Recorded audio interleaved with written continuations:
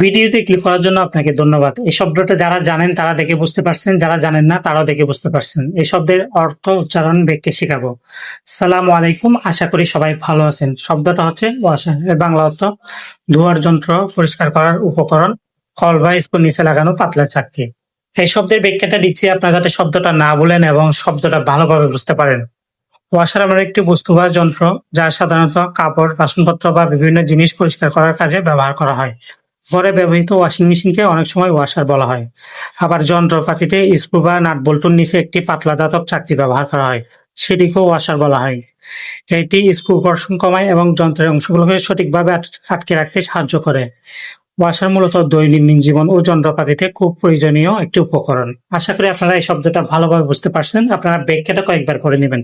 কয়েকবার করে নিলে ইনশাল্লাহ শব্দটা আর ভুলবেন না এবং শব্দটা ভালোভাবে বুঝতে পারবেন। ঠিক আছে? এখানে আপনারা ব্যাখ্যাটা দেখেন। কাপড়, বাসনপত্র, বিভিন্ন জিনিস পরিষ্কার করার কাজে ব্যবহার করা, এটাকে আমরা কি বলি?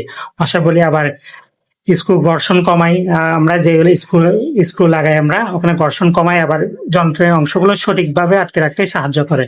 ঠিক আছে? আপনার যেটা পাতলা ধাতব চাকতি ব্যবহার করি, এটা আপনি দেখলে বুঝবেন, এটাকে আমরা ইংরেজিতে ওয়াশার বলি। আশা করি আপনারা এই শব্দটা ভালোভাবে বুঝতে পারছেন। আপনাদেরকে ব্যাখ্যাটা আমি এই জন্য আর একটু বুঝাই দিলাম যাতে আপনারা ভালোভাবে বুঝতে পারেন। আর ভিডিওটা যদি আপনার ভালো লেগে থাকে অবশ্যই লাইক, কমেন্ট, শেয়ার করবেন। যারা ফেসবুকে দেখবেন লাইক, কমেন্ট, শেয়ার করবেন। আপনি যদি একটা শেয়ার করেন বাকিরাও শিখতে পারবে।